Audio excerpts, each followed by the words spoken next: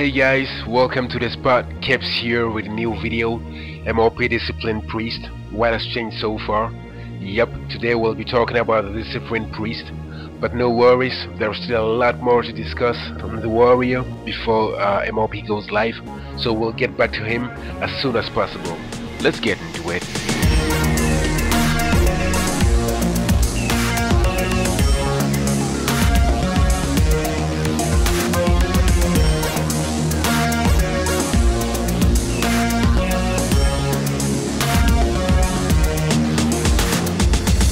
The first change we'll talk about today is the mana pool new mechanics. In MoP, no longer will we be able to stack intellect and increase our mana pool indefinitely, as your maximum mana now increases according to your level and no longer according to your intellect.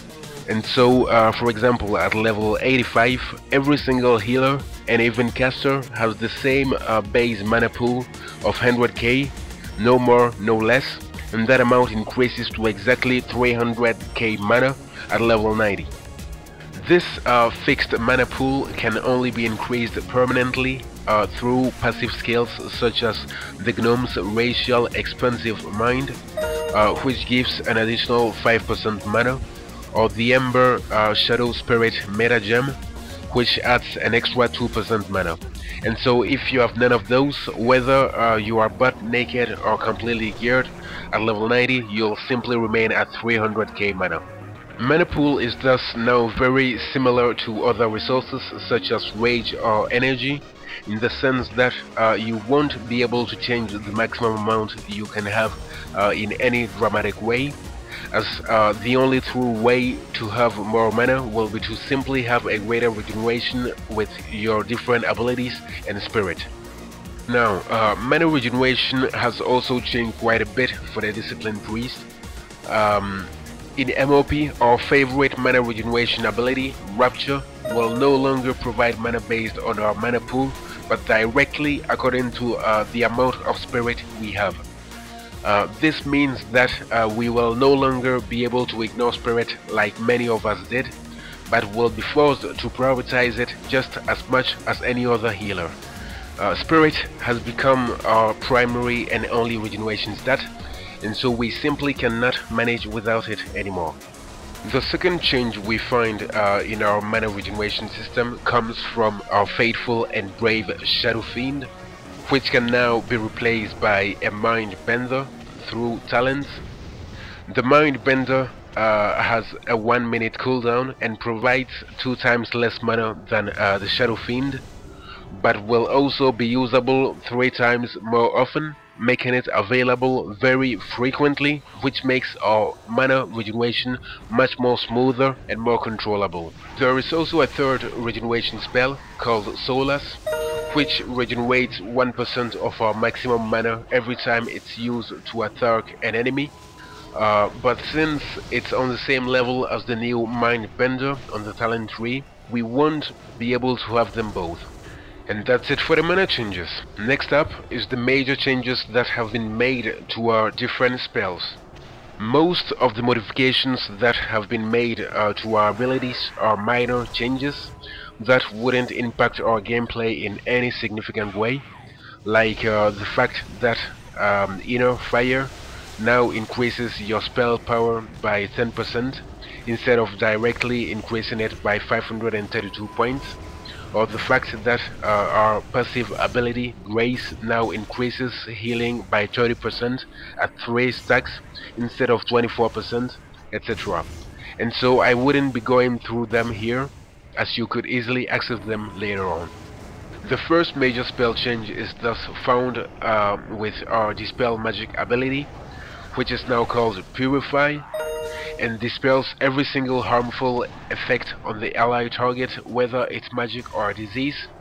It now also has an 8-second cooldown and so cannot be spammed anymore, which means that dispelling an ally target will now have to be a thoughtful move. This new Purify ability cannot be used on the enemy target to dispel a magic buff neither. We rather have a second spell called Dispel Magic, which is only usable on enemy targets to debuff them. The second major change occurs with our bread and butter spell penance, which, thanks to a new glyph, can now be used while moving at the cost of an extra 20% mana.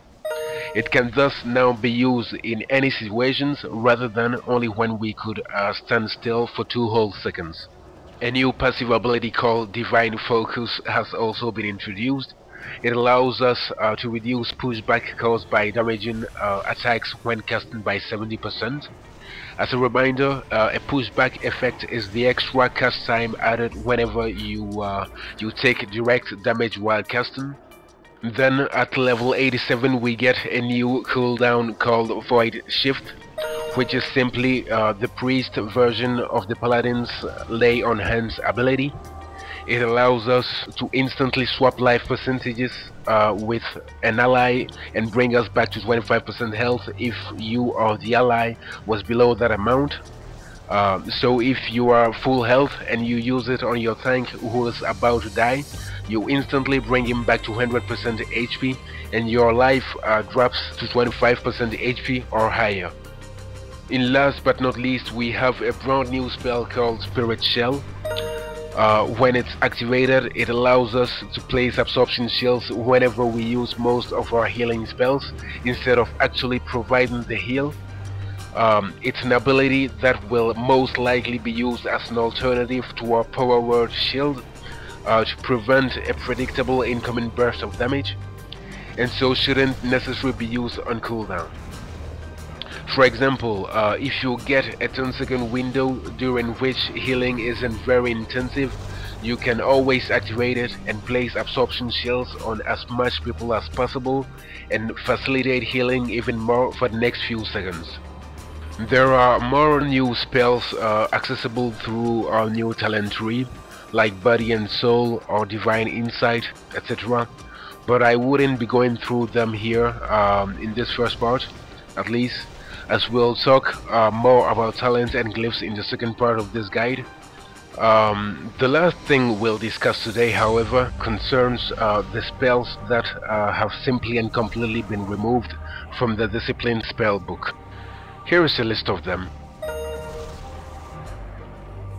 As you can see, many of our shadow attacks are now inaccessible and can only be used as a shadow priest. Since resistance have also been entirely removed from the game, shadow protection also had to go, but the most painful loss in any case is our divine hymn, which is sadly now only accessible as a holy priest. And that's it for now, guys. In the part 2 we'll talk about cooldowns, talents and glyphs and passive skills, and also what has happened to the Archangel spec. This, however, concludes the part 1 of what has changed so far for the Discipline Priest. I hope it was helpful in some way. Feel free to comment, like, share, subscribe. As always, thanks a lot for sticking around and see you in the next one.